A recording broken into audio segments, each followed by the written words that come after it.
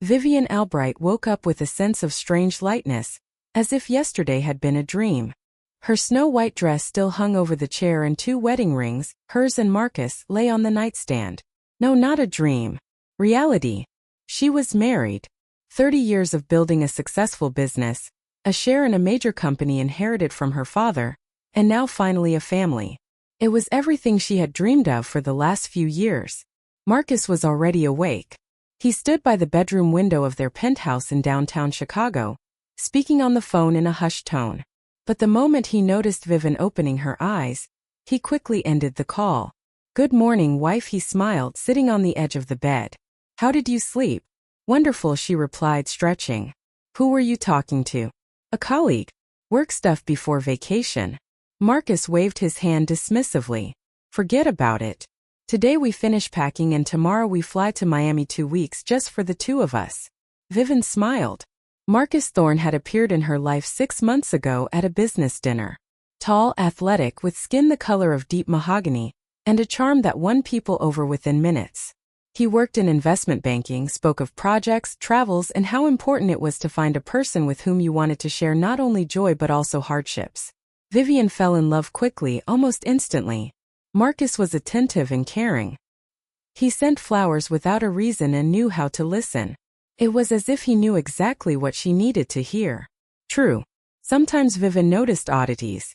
Whenever she asked about his past, his family, or previous relationships, Marcus answered evasively. He said the past was a closed book, and only the future mattered. Once she tried to insist, and a look of something hard, almost cold, flashed in his dark eyes. Marcus abruptly cut off the conversation, saying he did not want to stir up painful memories. Vivian decided not to push. Everyone has a right to secrets, she decided. Then they had breakfast together, croissants, fresh juice, coffee. Marcus was cheerful, cracking jokes and making plans for the honeymoon. Vivian looked at him and thought she had made the right choice. This man would be the father of her children, her support, her partner for life. "Let's start packing the suitcases," Marcus suggested, finishing his coffee. "I'll get my things, you get yours." Agreed, Vivian nodded. She went into the walk-in closet and started sorting through summer dresses, swimsuits, and heels. Her mood was elevated. Tomorrow they would fly south, walk along the boardwalk, swim in the ocean, and have dinner by candlelight. Romance, which had been so lacking in recent years when her whole life revolved around business and negotiations. Her phone vibrated unexpectedly. Vivian glanced at the screen, an unknown number. Usually she didn't answer such calls, but now for some reason she picked up. Vivian Albright speaking. A woman's voice responded, quiet and tense. "Yes. Hello. This is the Cook County Clerk's office, Vital Records Division. Yesterday, you registered a marriage with Marcus Thorne. Correct." Vivian was surprised. "Why are you calling the day after the ceremony?" "You see," the woman's voice dropped even lower, almost to a whisper. "We were digitizing the final filing of your spouse's documents through the state database, and we discovered a discrepancy." "A serious discrepancy? What kind?" Vivian's heart began to beat faster. "It is better if you come down here personally. You need to see this with your own eyes." The woman paused. "And please come alone. Do not tell your husband. This is very important." "But what happened?" Vivian asked, bewildered. "I cannot say over the phone. Come as soon as possible. I will be waiting for you in the archives department, 3rd floor. My name is Dolores Halloway." The woman hung up. Vivian stood in the middle of the closet with the phone in her hand, trying to process what she had heard. A discrepancy in the documents. What could that mean? A misspelling of a name? A problem with his social security number? But why couldn't she tell Marcus? Why the secrecy? "Viv, you okay in there?" Her husband's voice called from the living room. "Find everything to pack." "Yes, all good," she shouted back, trying to keep her voice steady. "Just need a little more time." She quickly dressed in jeans and a light blouse, grabbing her purse. She needed to get to the clerk's office immediately and find out what was happening. Anxiety wouldn't leave her, and she needed to close all questions before their departure. "Marcus, I need to step out for a bit," Vivian said, walking into the living room. "A girlfriend called. She has a bit of an emergency. I'll help her and be right back." Marcus looked up from his phone. Something guarded flashed in his eyes, but he quickly smiled. Of course, baby. Just don't be long. We still have a ton of things to do. Promise. Vivian kissed him on the cheek and left the apartment. The ride to the government building took 20 minutes. Vivian rode in a taxi, trying to calm herself. Surely it was some bureaucratic trifle that was easy to fix. Maybe they forgot to stamp something or entered the data incorrectly in the registry. Dolores Holloway met her at the doors of the archives department. She was a heavy-set black woman in her 50s with a worried look. She looked Vivian over with an expression of sympathy and sighed. Come in, please. She led Vivian into a small office and closed the door. Sit down. Vivian sat on a chair in front of a desk piled with folders and documents. Miss Holloway settled opposite her and pulled several printed sheets from a drawer. Mrs. Albright, what I am about to show you will be a shock, she began quietly. Yesterday, after the ceremony, we sent the data to the Central State Registry as required. We received an automatic notification of a conflict. Marcus Thorne is already married. Vivian froze. The words seemed to get stuck somewhere halfway to her consciousness. What? She exhaled. That's impossible. He isn't married. He told me he hadn't had any serious relationships before me. Miss Holloway placed a printout in front of her. Here is the record from the archives. 15 years ago, Marcus Thorne registered a marriage with Kesha Vance. There is no record of a dissolution of this marriage in the database. Vivian grabbed the paper with trembling hands. There indeed were the printed details, names, dates of birth, social security numbers, marriage registration dates 15 years ago. But how did you not notice this earlier? Vivian whispered. We checked the ID and paperwork your spouse provided, Miss Holloway explained.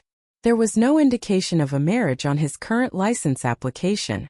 But today, when the data hit the cross-state system, the computer automatically flagged the mismatch. I pulled the archive and found the following.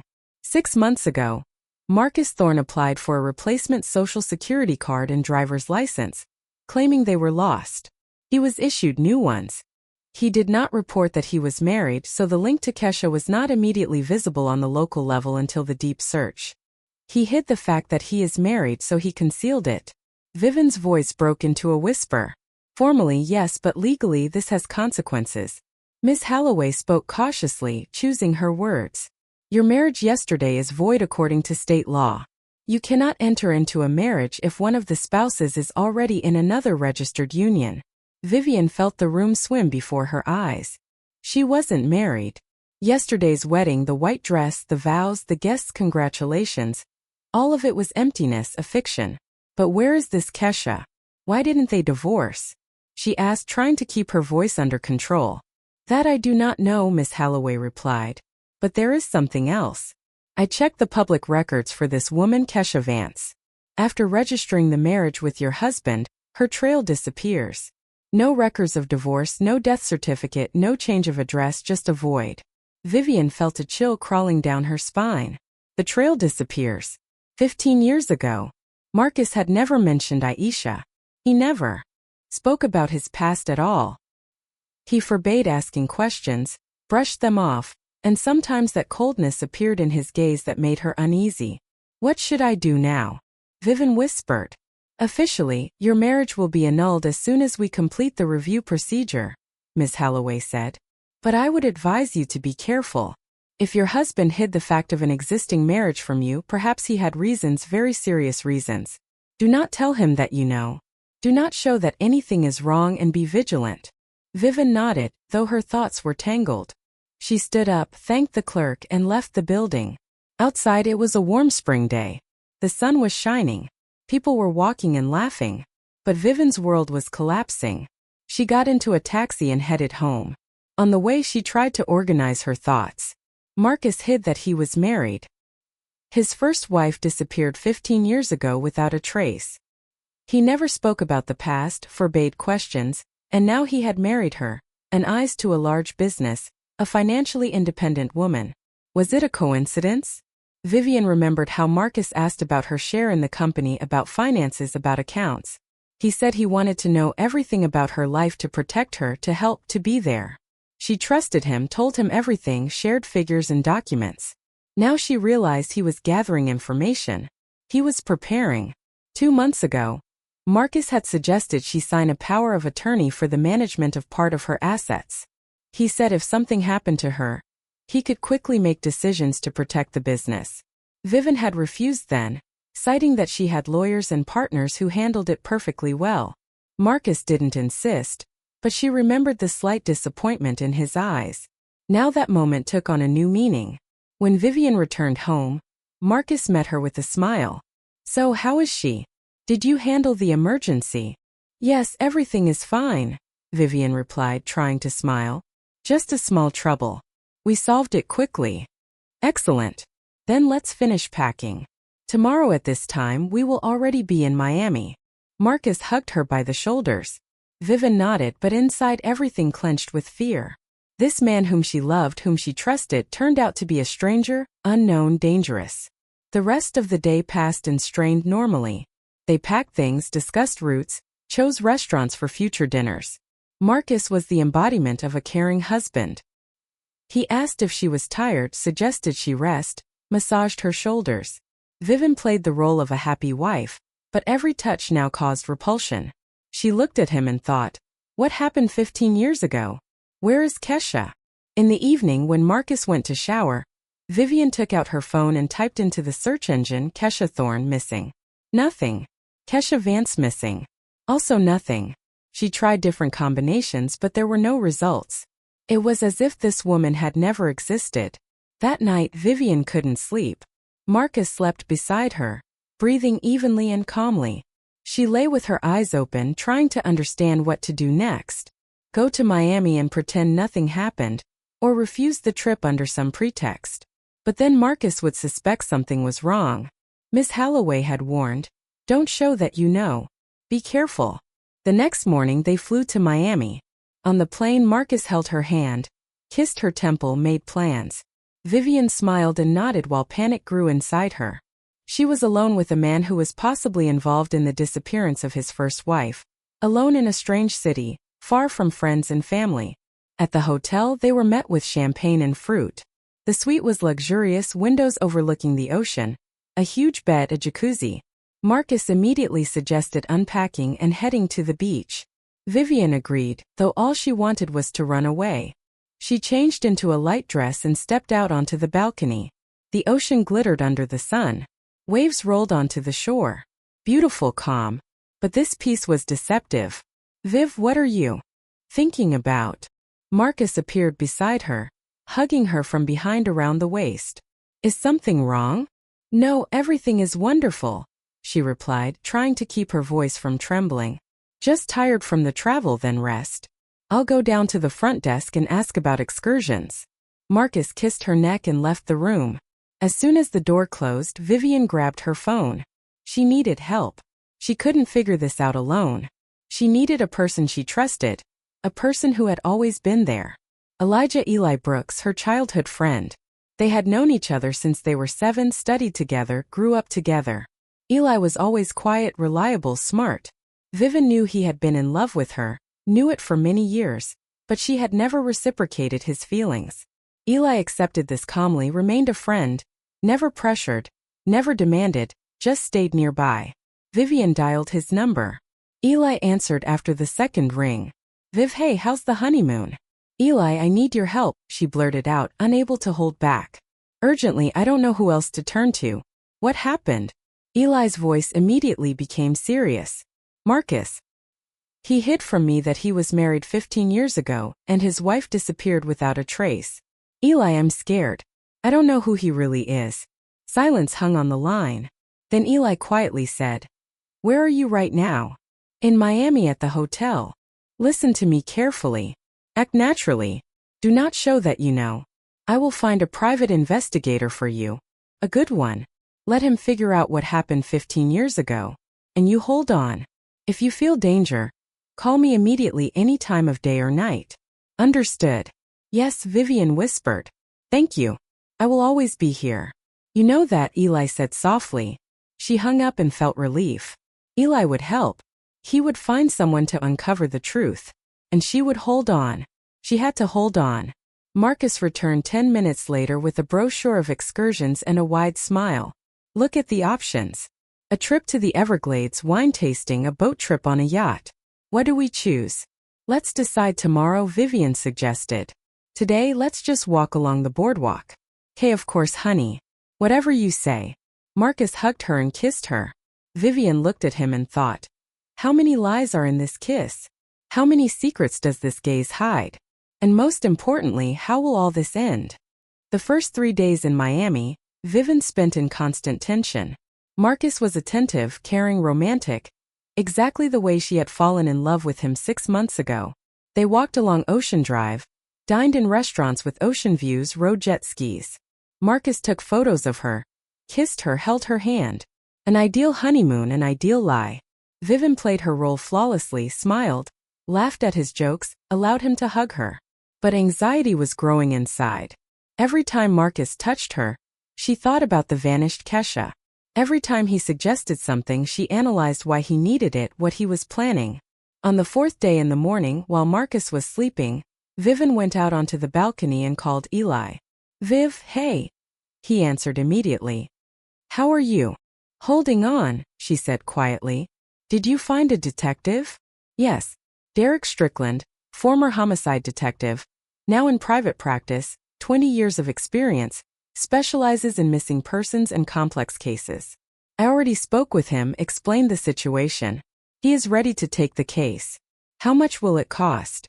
He quoted a $5,000 retainer for the full investigation, plus expenses for experts if needed. Viv, I can pay if you can't access funds without Marcus seeing. No, I'll do it myself. Vivian interrupted him. I have my own money. Give me his contact info. Eli dictated the phone number. Vivian wrote it down and immediately dialed. A male voice answered after the 3rd ring. Strickland speaking. Mr. Strickland, this is Vivian Albright. Eli Brooks gave me your contact. Yes, he warned me. When can you meet to discuss details? I'm currently in Miami. I return to Chicago in 10 days. Too long, Strickland said. If the situation is truly serious, time is working against us. Let's do everything remotely. I will email you a contract. You sign it through the app and wire the retainer. 50% now, the rest based on the result. Agreed. Yes. Vivian glanced back at the bedroom. Marcus was still sleeping. Agreed. Good. I need all the information you have. Your husband's full name, date of birth, social security number, addresses where he lived 15 years ago, the missing wife's name, her data, everything you know.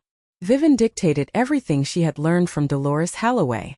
Strickland wrote silently, rarely asking clarifying questions. Got it, he finally said. I start work today. I will be in touch as information appears. Just one thing. If your husband suspects anything, inform me immediately and be careful. Very careful. Okay, Vivian whispered. An hour later, the contract arrived in her email. She signed it electronically and transferred $2,500 to the indicated account. The case had begun. The following days dragged on agonizingly slowly. Marcus was just as attentive and cheerful. He suggested going on a tour and Vivian agreed just to avoid sitting in the room alone with her thoughts. They drove along the coast admiring the views, taking pictures at scenic overlooks. The guide talked about local nature and history. Marcus held Vivian's hand and whispered compliments. She looked at the drop-offs near the road and thought, how easy it is to push a person down. How easy to stage an accident. What are you thinking about? Marcus asked, noticing her gaze. About how high up we are. Vivian replied, forcing a smile. It's a little scary. Don't be afraid. I'm right here. I won't let you fall. Marcus hugged her shoulders. At these words, Vivian felt even more anxious. In the evening, when they returned to the hotel, Vivian received a message from Strickland. Have initial results. Call when you can speak freely. She waited until Marcus fell asleep and went out onto the balcony. The night ocean roared below. The wind tousled her hair. Vivian dialed the detective's number. Go ahead, Strickland answered. It's me. What did you find? A lot of interesting things. The detective's voice was calm, professional. I'll start in order. 15 years ago, your husband lived in a suburb called Oak Park, a private 2-story house. I pulled the property records from that period. The original blueprints listed a basement of roughly 130 square feet. So, here is the thing. A year and a half after Kesha Vance's disappearance, your husband filed a permit with the city to remove the basement from the technical plan. He listed the reason. Structural instability. The room was sealed. Sealed? Vivian asked. That's what the documents say. I drove out to that suburb, talked to neighbors. Those who have lived there a long time remember Marcus Thorne. They also remember his wife Kesha. Young, pretty quiet girl worked at a store. Neighbors say that on the day of her disappearance, they heard a loud argument in the Thorne house. Both were screaming. Then silence fell. Vivian gripped the phone tighter. Go on, Strickland said. The neighbors said the following. After that day, Marcus didn't leave the house for several days. Windows were closed, curtains drawn, and then the oddities began. He started taking out some trash at night, bags, boxes. Several times he brought gravel and sand to the property. When a neighbor asked what he was doing, Marcus replied, renovating the basement. The old foundation was crumbling. Had to redo everything. Oh my God, Vivian whispered. That's not all. I checked Border Patrol records. Kesha Vance never crossed the border after her disappearance. I checked bank operations. All her accounts have been dormant since that very day. The last transaction was buying groceries 3 hours before the supposed time of disappearance. Her cell phone went silent that same night. Never connected to a tower again. Vivian leaned against the balcony railing. Her knees were weak. Do you think he killed her? I believe that with very high probability Kesha Vance was killed by her husband and her body is buried in the basement of that house. Then he filled it with gravel and sand and poured concrete over it to hide the evidence. And a year and a half later he sold the house and moved. Sold it to whom? A Mr. Henderson, 52 years old businessman, bought the house significantly below market price. I've already contacted him. He agrees to let specialists in to examine the basement if there is an official warrant from law enforcement. So we need to go to the police. Yes, but first I will gather all documents and evidence so the detectives have no reason to refuse opening a case. I need another 3 or 4 days. When do you return to Chicago? In 6 days. Excellent. As soon as you land, contact me immediately. We will go to the homicide division together. I will hand over all materials to them. They will make the decision to excavate the basement floor. If there really is a body there, your husband will be arrested. Vivian covered her face with her hand. All of this was like a nightmare, Mr. Strickland. And if they find nothing, then we will have serious problems with the burden of proof, Strickland answered honestly. But there is enough circumstantial evidence to start an investigation. The disappearance of a person, the spouse's strange behavior, suspicious construction work, selling the house at a low price. All this points to an attempt to conceal a crime. Okay, I will wait until we return to Chicago. Thank you.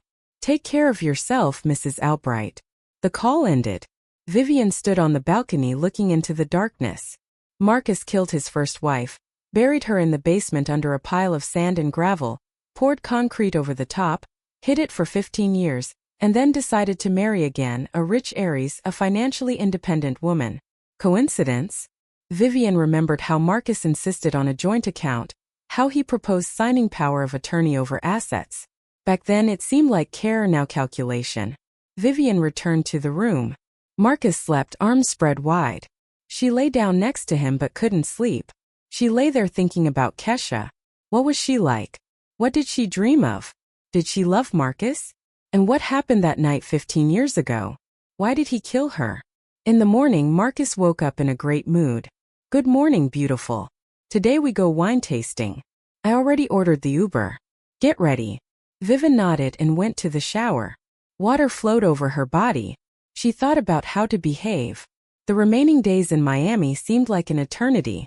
She wanted to return to Chicago immediately, go to the police, tell everything. But Strickland asked her to wait. Evidence was needed. Documents were needed. The wine tasting passed in a fog. Marcus tried different varieties, discussed bouquets and aging with the sommelier. Vivian pretended to listen, but her thoughts were far away. She looked at Marcus' hands and thought, with these hands he killed Kesha. With these hands he mixed concrete to hide the body. Do you like this wine? Marcus asked, handing her a glass. Yes, very much, Vivian lied.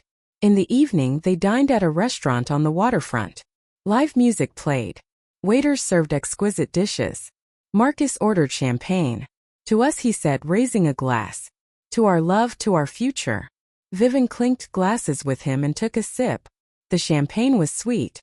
You know, Viv, Marcus said thoughtfully. I'm so happy that we are together. You changed my life. Gave me what I was looking for so long. And what is that? Vivian asked. Family, reliability, love. Marcus took her hand. Before you I had nothing, just emptiness. Vivian looked at him and understood. He was lying. Every word was a lie.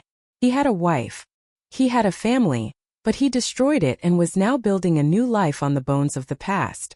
And did you have serious relationships before? She asked cautiously. Marcus' face became hard for a moment, but he quickly pulled himself together. No, there were casual hookups, but nothing serious. You are the first one I can call true love. Lie. Brazen, cynical lie. Vivian pressed her lips together, not to scream. She wanted to throw the truth in his face. Wanted to say, I know about Kesha. I know what you did. I know you are a murderer. But instead she smiled. I love you too. Marcus broke into a smile and kissed her hand. The remaining days in Miami, Vivian held on with her last strength. She counted the hours until the flight. Every night, she received new messages from Strickland with details of the investigation. The detective worked quickly and methodically. He found witnesses, pulled old documents, requested archives. The picture was becoming clearer. Finally, the day of departure arrived. They packed their things, called a taxi to the airport. On the plane, Marcus flipped through a magazine and talked about something, but Vivian wasn't listening. She thought about how in a few hours her life would turn upside down again. When they landed at O'Hare in Chicago, Vivian said, Marcus, I need to stop by the office. Urgent matters piled up. He frowned. We just landed. Is it that important? Partners were calling, asking to sign documents urgently. I'll be quick and you go home. Unpack. Marcus hesitated but then nodded. All right, just don't be late. They said goodbye at the airport exit. Marcus left in a taxi for home, and Vivian dialed Strickland's number. I'm in Chicago. Are we meeting? Yes. Come to the coffee shop on Michigan Avenue. I texted you. I'll be waiting. Vivian arrived 40 minutes later. Strickland was sitting at a table in the corner. A man in his 40s, tall, pleasant, with a short haircut. A thick folder of documents lay before him. Mrs. Albright. He stood and extended a hand. Yes. She shook it and sat opposite. Here. Strickland placed the folder in front of her. Everything I managed to gather in these days. City permits, witness statements from neighbors, bank statements, border patrol data. Everything is here for the police to make a decision to open a case. Vivian opened the folder and began to flip through. Photocopies of documents, photographs, printouts of statements. Everything systematized, numbered, formalized. Tomorrow morning we go to the police precinct. Strickland said. I arranged a meeting with Detective Sergeant Reynolds. He specializes in major crimes, experienced, principled. If anyone can see this case through to the end, it's him. And what should I tell my husband? Vivian asked. He will ask where I am. Tell him you have a business meeting, negotiations with partners, anything. Just don't arouse suspicion. Vivian nodded. She understood. Tomorrow would begin something that could no longer be stopped. Vivian returned home late in the evening. Marcus met her with a dissatisfied face. Where were you? I was worried. Called 10 times. You didn't pick up. Sorry. Vivian kicked off her heels and walked into the living room. Negotiations dragged on. Phone was on silent. Marcus stepped closer, peering into her face. You look strange. Did something happen? Just tired, long day. She turned away, not wishing to meet his gaze. Marcus hugged her by the shoulders, and Vivian barely restrained herself from recoiling. Okay, go rest. I made dinner. She nodded and went to the bedroom, closed the door, sat on the bed and took a deep breath. Tomorrow everything would change. Tomorrow she would go to the police and tell them about her suspicions. If Strickland was right and Kesha's body was indeed in the basement of that house, Marcus would be arrested. And if not, Vivian went to the shower. Under the streams of hot water, she replayed tomorrow in her head over and over. What would she tell the detective? How would she explain why she was silent so long? Would they believe her? Then they had dinner together and Vivian, citing a headache, quickly went to sleep. But she could only fall asleep towards morning, falling into a restless slumber. In the morning, Marcus woke up earlier and left for business. Vivian waited until the door closed behind him, quickly dressed and called a taxi.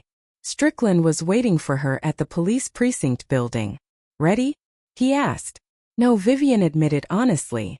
But there is no other choice. They went through the metal detector, went up to the 3rd floor. Strickland knocked on the door of an office with the plaque. Datry Sergeant A. Reynolds, come in, came from inside. Detective Reynolds turned out to be a black man in his 50s with a professionally tenacious gaze. Gray at the temples, wrinkles on his forehead. A man who had seen a lot. Derek brought the citizen? He asked, nodding to Strickland.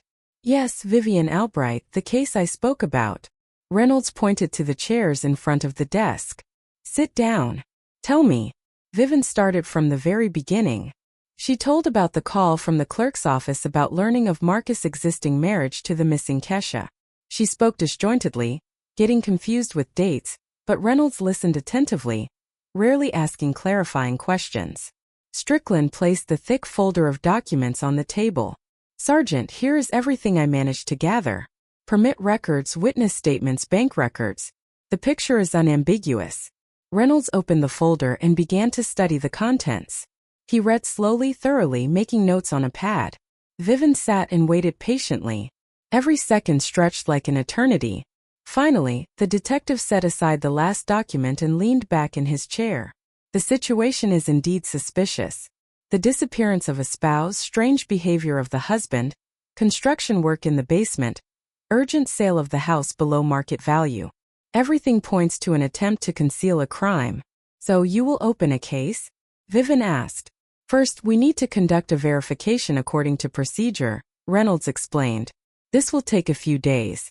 I need to interview witnesses myself, pull official archives, request additional documents.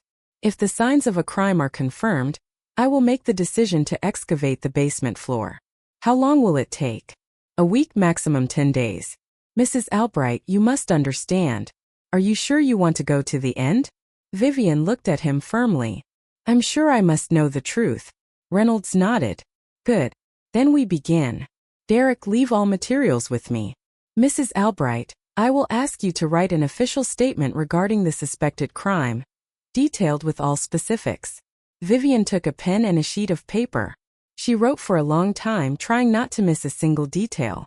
She told about the call from the clerk, about the hidden marriage, about Kesha's disappearance, about how Marcus never spoke of his past and forbade questions, about the oddities in his behavior. When she finished, she handed the statement to Reynolds.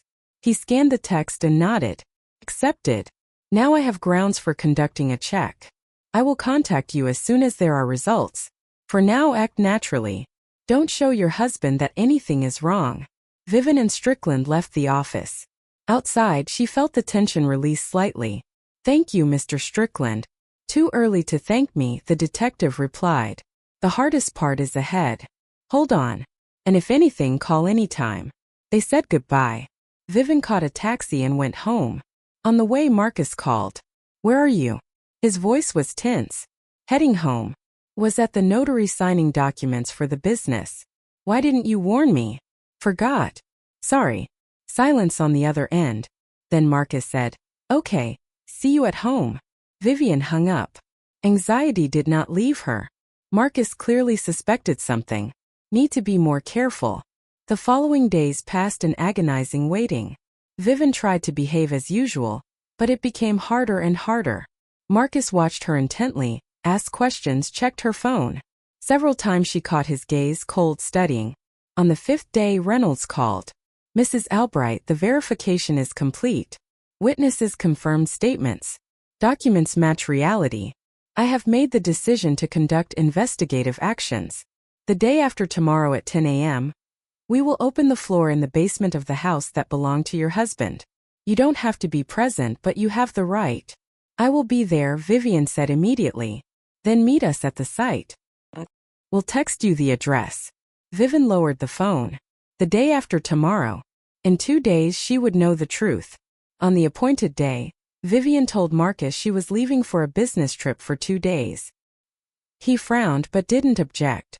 She took a small bag, got into a taxi and went to Oak Park. The house where Marcus and Kesha lived 15 years ago turned out to be a small 2-story structure on a quiet street. The new owner, Mr. Henderson, stood by the gate, smoking nervously. 2 police cruisers were parked nearby. Reynolds stepped out of the house, saw mainly Vivian, and nodded. "You made it. We're starting now." Inside the house, a crew was already working. Specialists in jumpsuits were preparing tools. Reynolds let Vivian into the house. There was a utility room that used to be the entrance to the basement.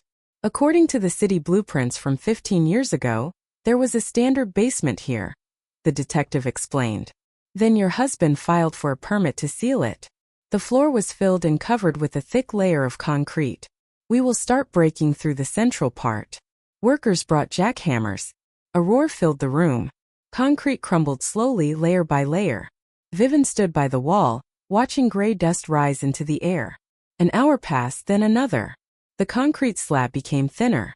Finally, one of the workers stopped and called Reynolds. "Sergeant, there's something here." The detective walked over, squatted down. Vivian stepped closer, though fear paralyzed her movements. Under the layer of concrete, soil appeared. Over the next 3 hours, the crew carried out soil in buckets to the yard. Then one of the workers hit fabric, dark, decayed, but distinguishable. "Continue carefully," Reynolds ordered. Workers took shovels, dug cautiously, removing earth in layers. And then something appeared that made Vivian recoil. Bones. Human remains and bones wrapped in decayed remnants of fabric. "Stop work," Reynolds commanded. "Call the medical examiner. This is a crime scene." Vivian walked out of the utility room, leaning on the wall. Her legs wouldn't hold her. Her head was spinning. She felt nauseous from what she had seen. She sat on the porch steps and covered her face with her hands, so it was true. Kesha was dead. Marcus killed her and buried her here. Reynolds came out a few minutes later. "Mrs. Albright, it's better if you leave. Forensics will be working here for several hours. I will contact you when I get the results." "It's her," Vivian whispered. "Kesha. I cannot say for sure yet, but based on preliminary data probably." Vivian nodded and stood up. Mr. Henderson saw her off with a sympathetic look. "I didn't know," he said quietly. "When I bought the house, I didn't imagine something like this was here. Thorne said he was moving to another city urgently. Sold it cheap. I decided he just needed quick money." "It's not your fault," Vivian replied. She went back to Chicago. The whole way she sat staring out the window, one thought spun in her head. "I lived with a murderer, slept with him, kissed him, trusted him, while all this time he knew that beneath the floor of a house lay the body of his first wife." In the evening, Reynolds called. "Preliminary autopsy results are ready. The remains belong to a female aged 20 to 25. Death occurred as a result of a fracture of the cervical vertebrae. Multiple rib fractures were also found, indicating a struggle. A handbag with documents in the name of Kesha Vance and her mobile phone were found there as well. So, it is definitely her." "Yes, no doubts. Mrs. Albright, I have issued an arrest warrant for homicide. Tomorrow morning we will detain your husband." Vivian felt everything inside her clench. "He is at home right now. Thinks I'm on a business trip." "Good. We will take him tomorrow. It fits perfectly. It is better if you do not appear at home until the arrest. Do you have a place to stay?" "Yes, I do." "Excellent. I will contact you as soon as everything is done." Vivian called Eli. He agreed to pick her up immediately. "Everything will be okay, Viv," he said, hugging her. "The scariest part is behind us." She shook her head. "No, the scariest part is just beginning." They went to Eli's place. He lived in a 1-bedroom apartment on the outskirts of the city, modest but cozy. Eli made tea, sat Vivian on the sofa. "Tell me what happened there." And she told him about opening the floor, about the remains, about the forensics. Eli listened silently, only rarely nodding. "So he really is a killer," he finally pronounced. "I always felt something was wrong with him but didn't think it was this bad." "I didn't think so either," Vivian whispered. "I loved him, Eli. Wanted children with him, a family, and he just used me." Eli took her hand. "It's not your fault. You couldn't have known." Vivian pressed against his shoulder and cried. For the first time in all these days she allowed herself weakness. Eli silently stroked her hair, saying nothing, just being there. In the morning Reynolds called. It's done.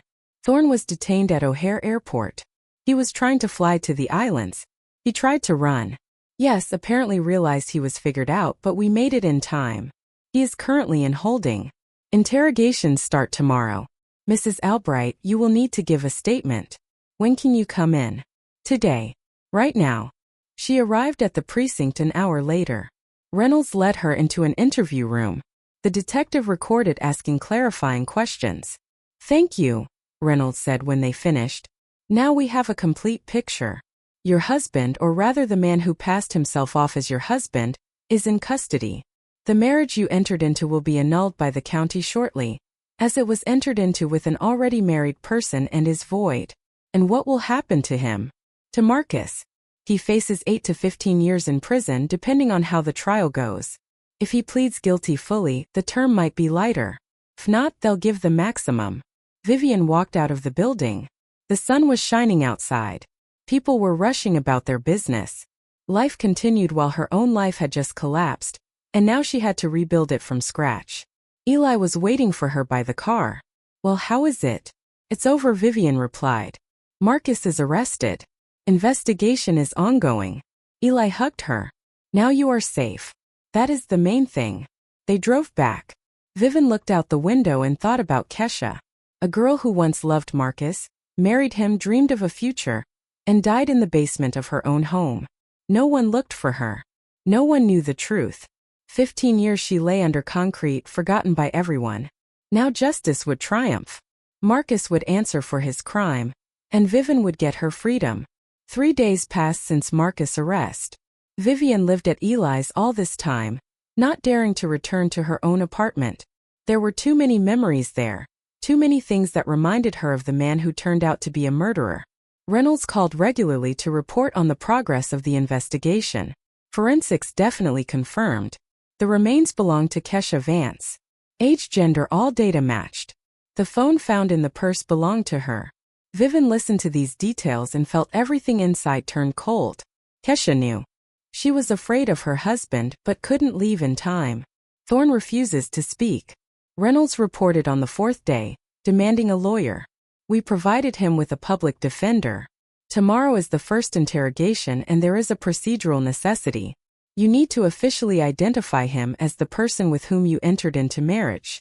It will take a few minutes. Vivian agreed. The next day she came to the precinct.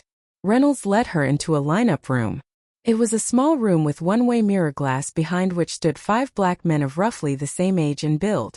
What number is the person with whom you registered the marriage? The detective asked. Vivian looked at the men. Marcus stood third. He looked straight ahead. His face was stone without emotion. Number 3, she said quietly. Are you sure? Yes. Reynolds made a note in the protocol. The identification was complete. Vivian walked out of the room feeling her legs giving way. She saw Marcus for only a few seconds, but that was enough for all the memories to flood back at once. Mrs. Albright, sit down. Reynolds sat her on a chair in the hallway. Are you unwell? No, I'm okay. Just heavy. I understand. The interrogation begins now. You can leave or stay. The recording of the interrogation will be added to the case files.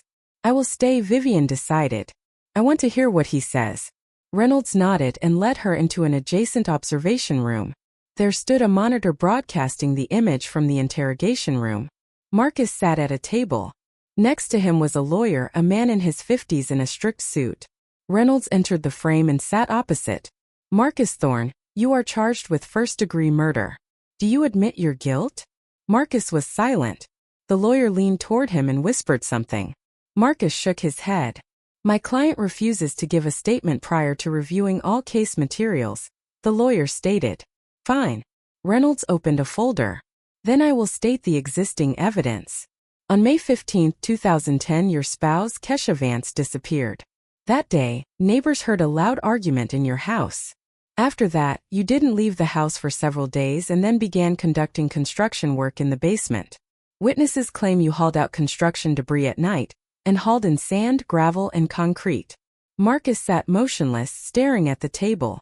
A year and a half later, you filed an application with the city to remove the basement from the blueprints, stating the room was sealed. Another 3 months later, you sold the house significantly below market price. All this time, no one was looking for Kesha Vance. She had no other relatives. You did not officially file a missing person report. I thought she left for a friend's place. Marcus suddenly pronounced harshly. The lawyer twitched, trying to stop him. But Marcus continued, "We fought. She screamed that she was leaving. I left for work. When I returned, she wasn't there. I thought she went to a friend's to cool off. Then time passed. I didn't search. Decided it was better for both of us." "So, you claim you have no relation to her disappearance?" Reynolds clarified. "Yes, I didn't kill Kesha." "Then explain why her remains were found in the basement of your house, under a layer of concrete that you poured yourself." Marcus fell silent. His face palled. "I don't know how they got there." "Thorne, don't complicate your situation," Reynolds said harshly. "We have all the evidence. Witness testimony, documents, forensics. The deceased has multiple fractures, a broken neck. This isn't an accident, it's murder. And you are the only one who could have committed it." Marcus lowered his head. "I want to speak with my lawyer alone." "Speak." Reynolds stood up. "Giving you an hour to confer. Then we continue." The image on the monitor went dark. Vivian sat unable to move. Marcus lied. Even now, when cornered by evidence, he continued to dodge. Reynolds walked out of the interrogation room and approached Vivian. "See that? Yes, he denies everything. Typical reaction, but we will break him. Sooner or later he will confess. Too much evidence against him." An hour later the interrogation resumed. This time Marcus looked defeated. The lawyer sat next to him with a stony face. "Thorne, are you ready to give a statement?" Reynolds asked. Marcus nodded. "Yes, I will tell the truth. We argued with Kesha that evening. She accused me of not earning enough, that I couldn't provide for her properly, screamed that she regretted marrying me. I couldn't take it. Grabbed her by the shoulders, wanted to stop her. We were shoving. She fell, hit her head on the edge of the table. I didn't want to kill her. It was an accident." "An accident," Reynolds repeated. "She has a broken neck and 5 broken ribs.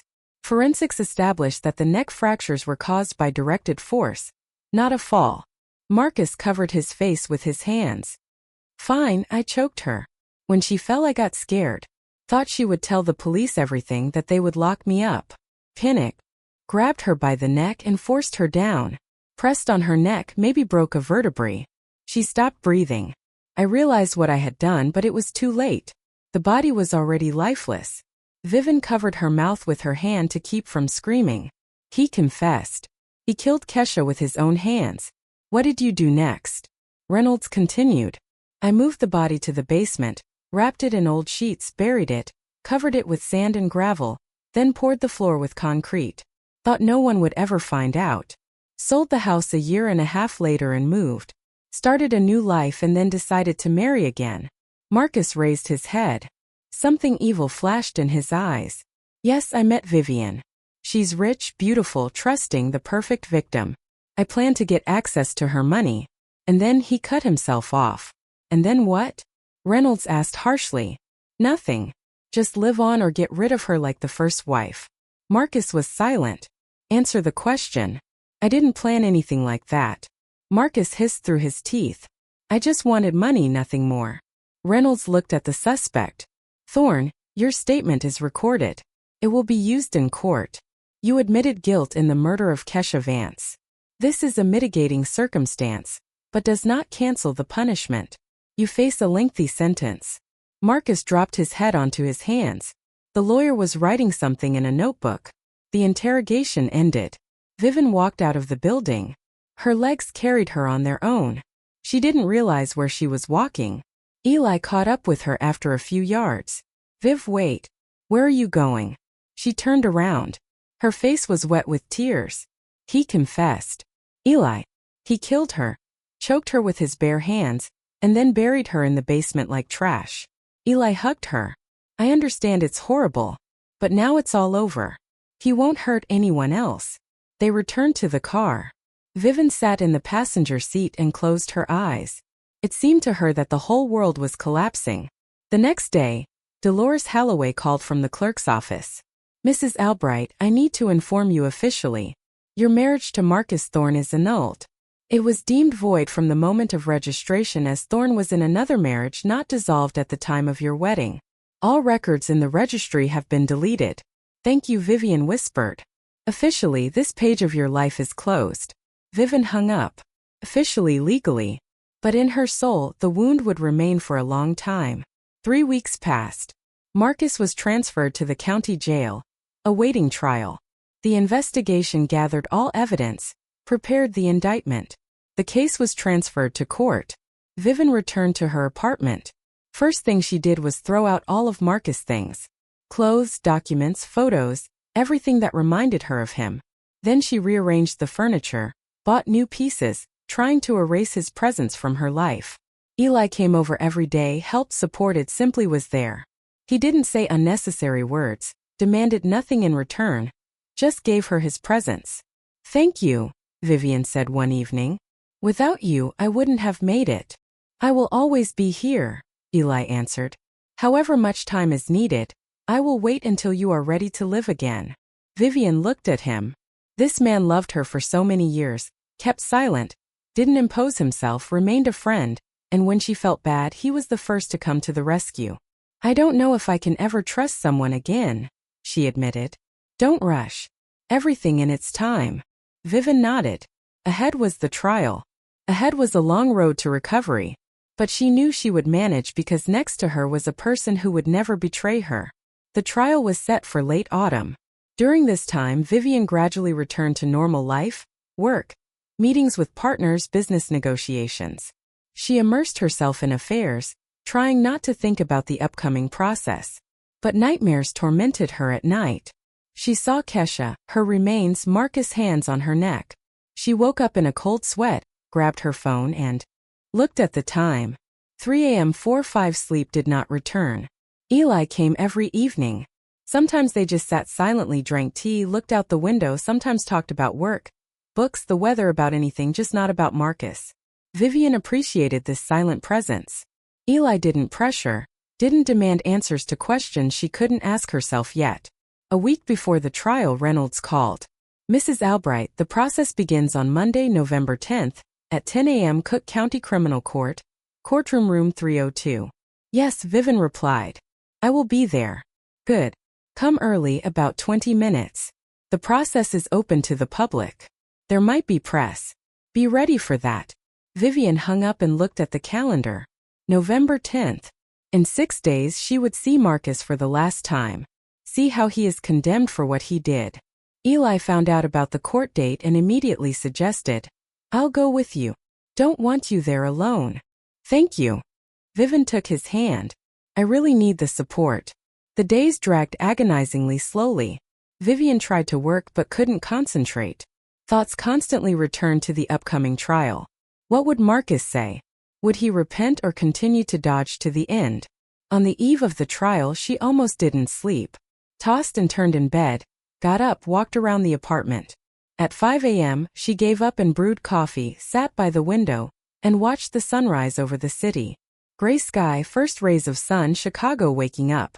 At 9 a.m., Eli arrived. They drove to the courthouse in silence.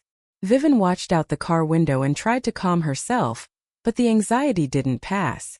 Journalists were indeed crowding the courthouse building. As soon as Vivian stepped out of the car, a barrage of questions hit her. Mrs. Albright, did you know about your husband's past? How do you feel?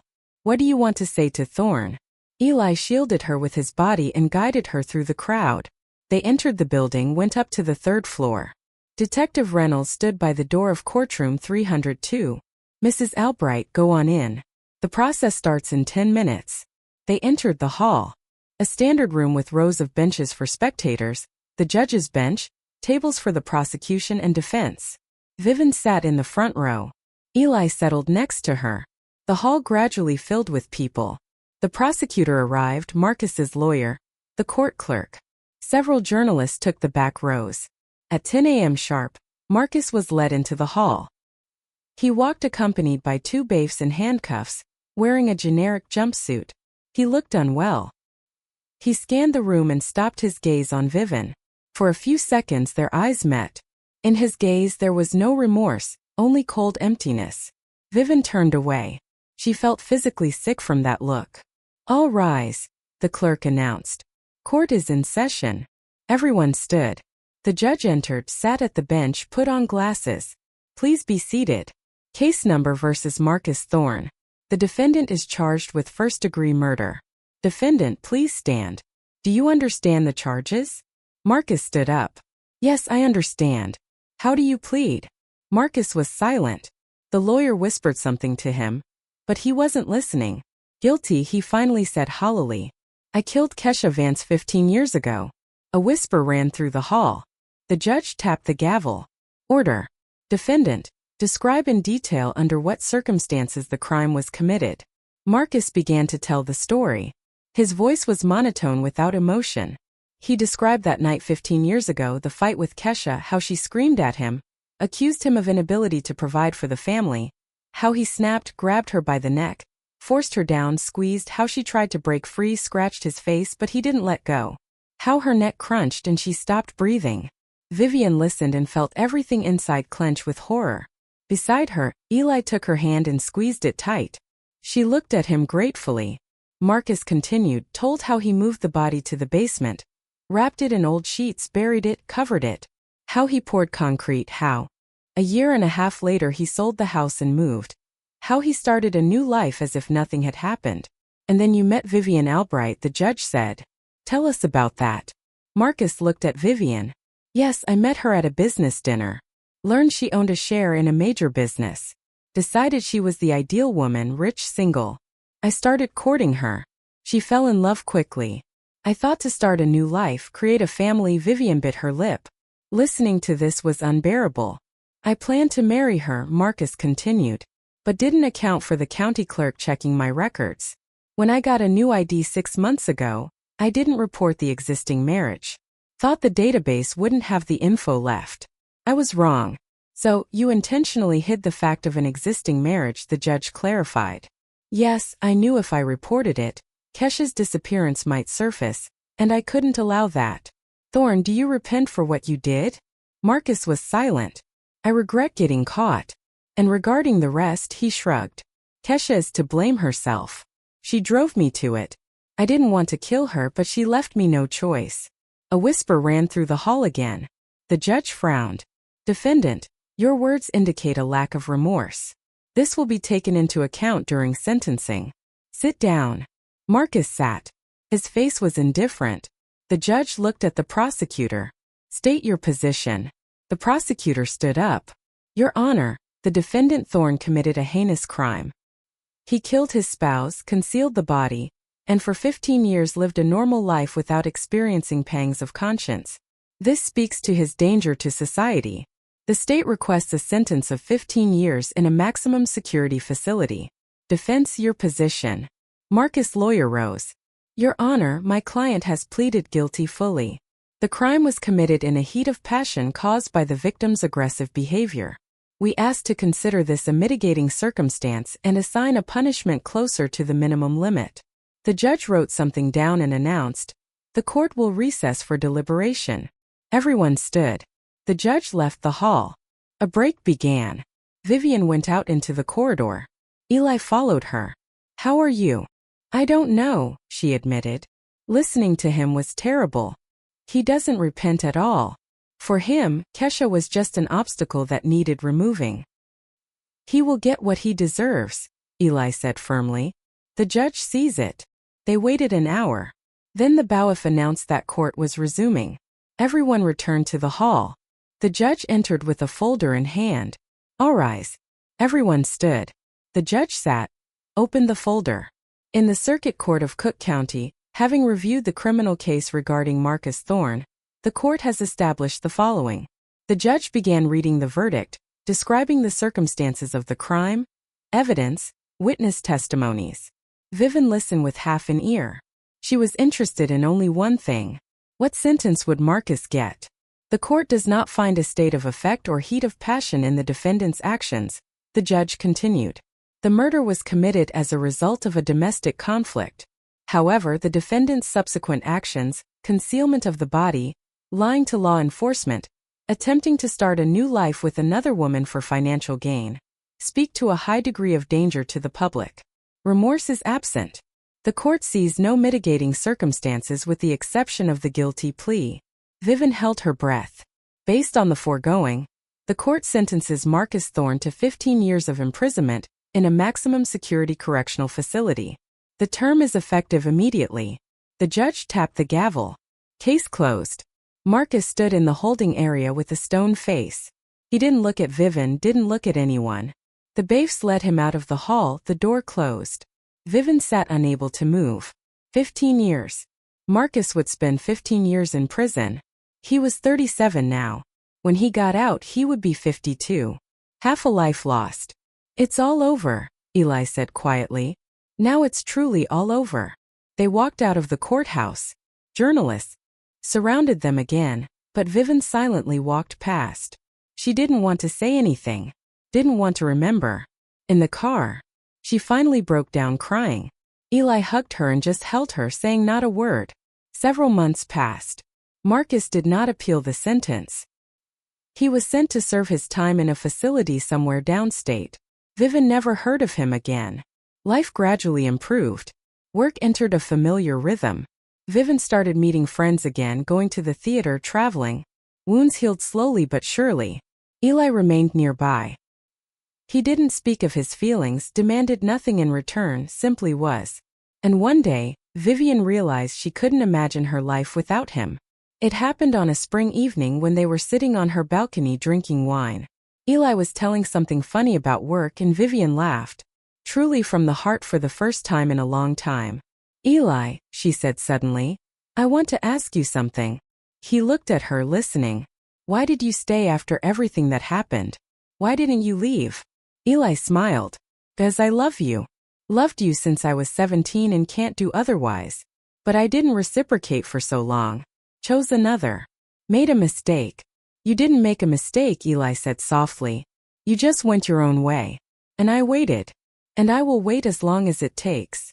Vivian looked at him. This man had loved her his whole life. Silently, patiently, faithfully. He was there in the darkest days. Supported her without asking for anything. And she suddenly realized she loved him too differently. Not as stormily as Marcus. Quietly, deeply, reliably. Eli, she said quietly. I'm ready to try if you still want to. He silently took her hand and kissed it. Of course I want to. They started dating slowly, cautiously. Vivian learned to trust again, to open up again. Eli didn't rush her, went at her pace. They went to movies, walked in the park, dined in small cafes, ordinary, simple things that brought joy. A year later, Eli proposed. No pomp, no big scene, just asked one evening. Viv, marry me. I promise I will be there always, that you will never regret it. Vivian looked at him and smiled. Yes. They played the wedding quietly in a circle of close friends and relatives. No pompousness, no extra guests, just a warm autumn day. A small restaurant, loved ones around. Vivian was in a simple white dress, Eli in a light suit. They exchanged rings and vowed to be together in joy and sorrow. When the guests dispersed, they sat alone at a table in the restaurant and looked at each other holding hands. You know, Vivian said thoughtfully. I thought for a long time about what happened, about Marcus, about Kesha, about this whole nightmare, and I realized life saved me in time. If not for that call from the clerk's office, I would never have known the truth. And it is unknown how it all would have ended. You're strong, Eli said. You handled it. No, Vivian objected. We handled it. You helped me. Without you I couldn't have. Eli hugged her. Now everything will only be good for you. I will be near all my life. Promise. Vivian pressed against him. And somewhere far away behind prison walls sat a man who tried to destroy her life. But he lost. She won. Found the strength to survive, rise, and start anew. And next to her was the one who always waited for her patiently, faithfully to the end. If you liked my story and want to hear more, go ahead and subscribe to my channel. If you'd like to support me, you can do it through Super Thanks. It would mean a lot. In the comments, tell me which city you're watching from and what time it is so I can see how far my story reaches. I've added 2 more life stories on the screen just for you. Click 1 now and let's keep spending time together. Much love. See you soon.